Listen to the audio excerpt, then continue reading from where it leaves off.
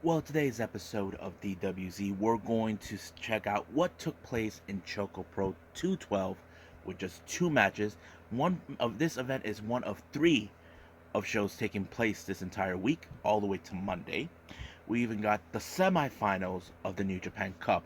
Who will be heading to the finals? We have four competitors that were left. We had Zack Sabre Jr., Shingo Takagi, Tetsuya Naito, and Kaguchika Okada. Which one of these two competitors will head to the finals and then finally become the winner of this year's New Japan Cup? And of course, we got some interesting news updates involving certain wrestlers that left their factions, certain things are taking place, the whole enchilada. But so, right now, let's get ready for another episode of the Leader Wrestle Zone.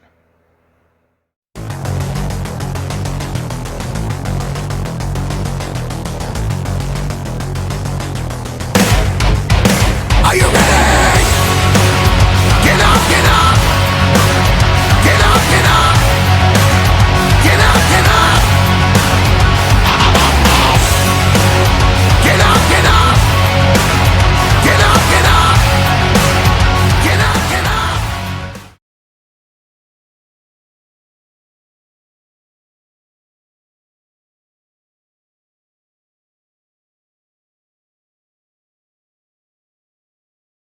Welcome everybody to the Leader Wrestle Zone, all things that is pro wrestling with AEW, NXT, New Japan Pro Wrestling, Impact Wrestling, the National Wrestling Alliance, various promotions, wrestlers, matches, and championships.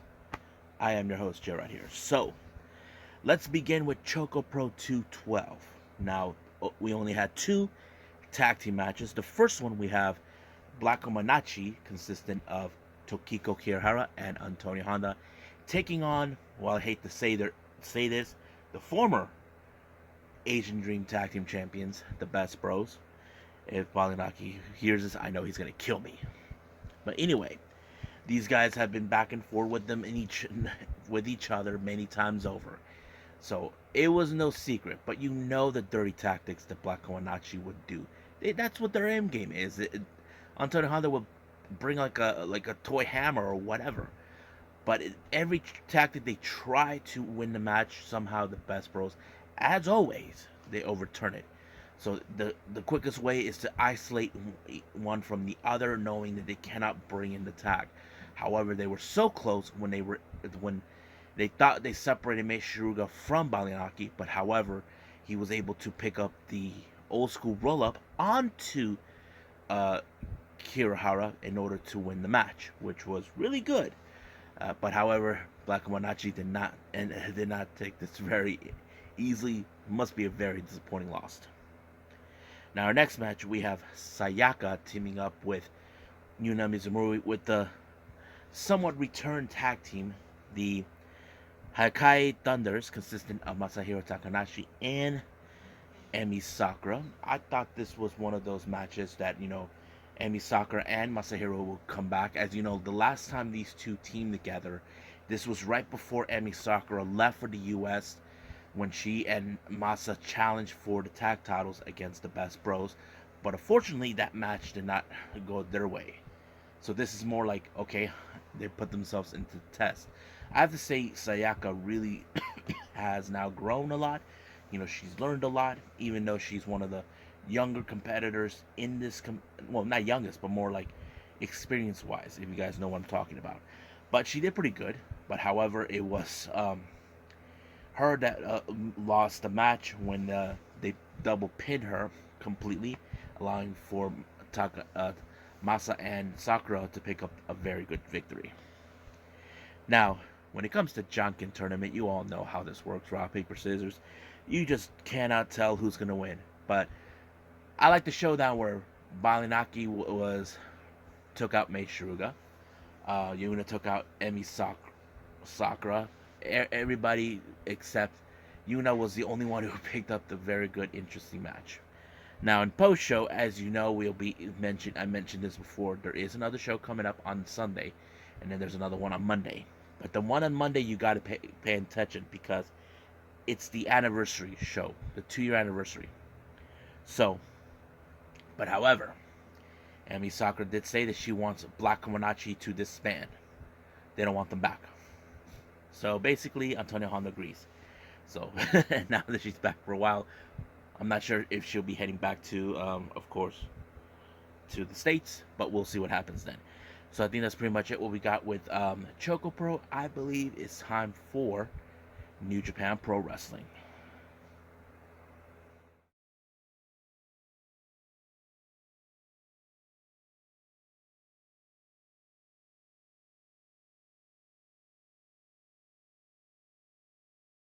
Okay, New Japan Pro Wrestling. So we're getting close and close to the end of New Japan Cup. Right now, I'm reviewing the semifinals. Now let's go from start to finish. Opening match is Bullet Club, Consistent, Geto, El Fantasmo, Ishimori, Chase Owens, and Fale to take on, of course, the God, 6 or 9, and of course, the one person we did not expect would side with God, Tanahashi. Now that is one of those things that it's kind of like, okay, Tanahashi had dealt with Bullet Club for years, since 2013, and all of a sudden he shows up in Tama Tonga and Tonga Loa's aid, which was kind of interesting. But I think Tama Tonga's like, okay, I get it, you know, they're rolling up the wagon, so that kind of makes more sense. But however, they cannot seem to get everything straight for them. As you know, Bullet Club are known for their dirty tactics, using ways to distract the referee, bringing illegal weapons, giving low blows, but that never helps. But they were close, clobbering Geto with the brass knucks, but luckily, for some odd reason, the rest of Bullet Club saved Geto. He'll get his time, because the only thing is, Geto was the problem, because he was the guinea pig for Jay White. Now, our next match, we have Suzuki-gun, consistent of Yoshinobu Kanemaru, Minoru Suzuki, and Taichi, taking on Togi Makabe and 2 members of Chaos, Tomohiro Ishii and Yano. Now, you know that Ishii will get into a fight with Minoru Suzuki. Those guys are like 2 peas in the pods. However, when it comes to Yano, he likes to piss off everyone. I mean, everyone he pisses off. So that kind of plays out in a good way. But however, like you always, whenever you see a match with Yano involved, oh no, my monitor went out. That means he gives a low blow, got away with it, and took a very good win. So that always helps. Now, our next match, House of Torture once again. Sho, Yujiro, and Evil, along with the spoiler Dick Togo, taking on the other members of Suzuki-gun. We're talking about Doiki, Taka Michinoku, and Desperado. Now, keep in mind, Sho has been now pursuing for a shot of the IWGP Junior Heavyweight Championship. However, the matchmakers will never allow this. Now, Despy, I know for a fact he would want this match to happen, but I think there's a bigger problem that they're facing. But even though we've seen how this ends, we know Dick Togo is a deciding factor. They could have had another person in there, but no, it didn't happen. Of course, Zack Sabre Jr. is in the semifinals, but he couldn't be there for his team. But however, like always, it was how to say, Taka that took the fall and allowed for House of Torture to win. Now, our next match is a very interesting one. We saw the members of Strong Hearts. Now, throughout the entire New Japan Cup, we never seen Strong Hearts make their way. We know that Shima was involved, but this time he brought his buddies, El Lindaman and T-Hawk, and I forgot who's the other person, but he's their corner guy, taking on, who they took on? Oh yeah, Tiger Mask, Hamna, and of course, Goto. Now, keep in mind, Goto would like to have another opportunity with Shima, but the only reason is because he wants to avenge the loss that he had during the New Japan Cup, which would make understandable. But however, Strong Hearts, these guys are one of the most over-the-top wrestling factions we've seen. You know, they've been around the world no matter where they go, and that makes it very awesome. So, however, it was Lindaman that picked up the victory, and I think they pinned Hamna in this match. Now, our next match, we have the United Empire, Great Khan and Jeff Cobb taking on Chaos, Yo and Yoshihashi. Now, keep in mind, Great Khan and Jeff Cobb, they have their sights set on the IWGP Heavyweight Tag Team titles that currently are being held by Goto and Yoshihashi. So basically, this is one of those those things that we have to see. As you know, what was it, 2 years ago?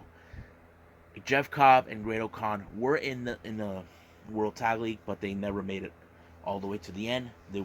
They had some really good wins, but they were not all the way there. But you know for a fact, because what was his name?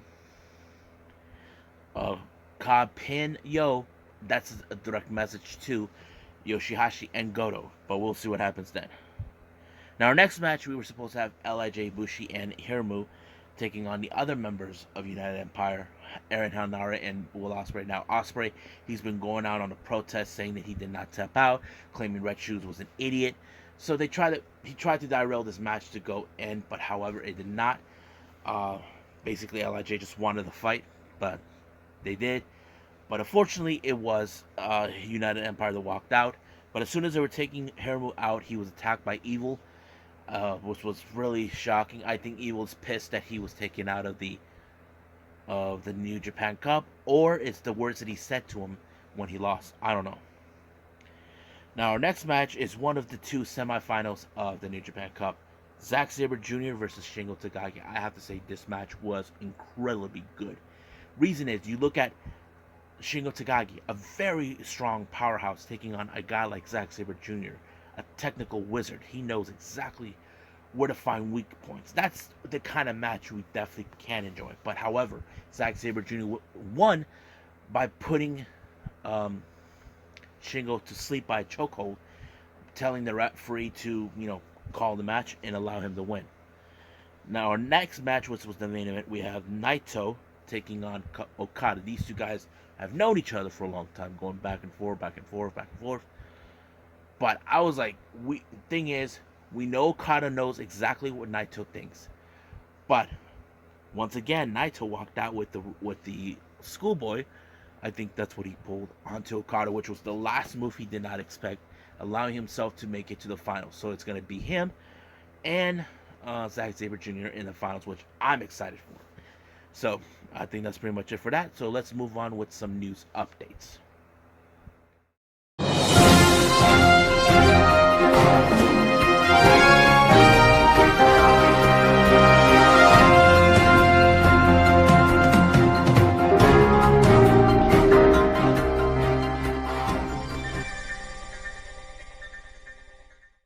Okay, so here are some news updates. Now, if you guys already heard or not, in Stardom this recently on the 26th show, there's one of two.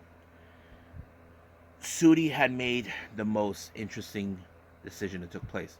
Her match was against Julia, the leader of DDM, and her friend or teammate. Syuri won the match decisively. However, before this match, she walked out away from Julia, saying that she was going to bring a bodyguard. Nobody knows who the bodyguard she was referring to, and it turned out to be Ami Miura. Now, Ami Miura was part of the At-Risk Girls until she left late 2021. However, she was supposed to be out due to knee injury. Reports surfaced that she did not take any surgery, but she's taking therapy. It's still unclear whether she's going to go back.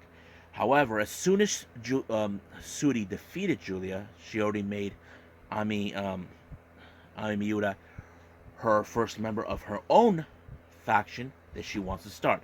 However, Julia told her it's not easy to be a leader of a group, but she did give her warning that she's coming for the belt. Now, why is Syuri leaving? Think about it. If you follow the storyline, great.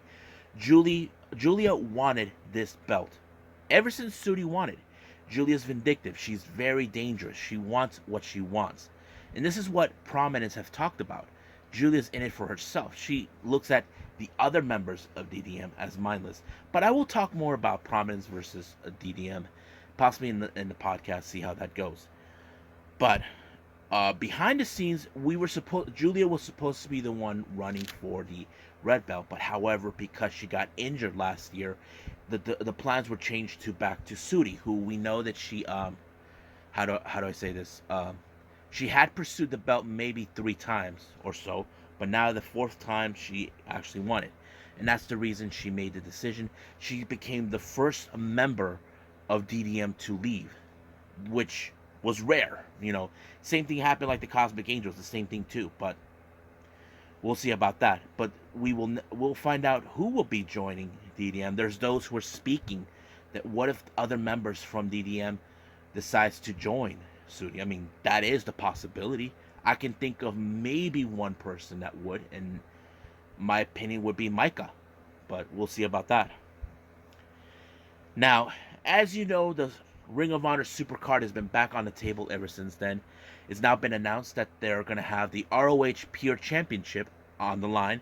The current champion, Josh Woods, will put the title on the line against Wheeler Yuta. I have to say, this is a very interesting match. As you know, this is more of the pure wrestling style, which is a title that Bryan Danielson had won before, and now Wheeler Yuta is going to be. Because there is, as you know, we've seen recently with Wheeler Yuta, he may be leaving the Best Friends to join the Blackpool Combat Club. So that kind of fits into me what the story they're going to build. And I think that's a very interesting direction they're going to go for. But we'll see where they're going to go from that. Now, is that time of year when we get to WrestleMania. Every year, they announce the recipient of the Warrior Award. Now, those who don't know what the Warrior Award is, this was an idea that came around by the late Ultimate Warrior before he passed, that built an award for warriors who fought their way through, through diseases, cancers, all that. Well, there was this kid. The first recipient was Connor, a young child who was sick, and he won the first ever award. Post-mortem was presented by Bryan Danielson. Now, this year's recipient is the late Shad Gaspard. Now, some of you are probably saying, why would he win this award? I mean, not winning an award post-mortem is okay, but there's a reason why. If you guys remember what happened to him, Shad sacrificed himself to save his son's life when the rescuers tried to reach them. He and his son were out swimming, but the currents were pulling them away. When the rescuers got to them, they were only able to save his son. Shad pleaded them to save his son, and he was swallowed up, and that makes him that he would rather sacrifice himself to save his own son, and that's why he won the award. And I think it's a great award for him to receive post-mortem.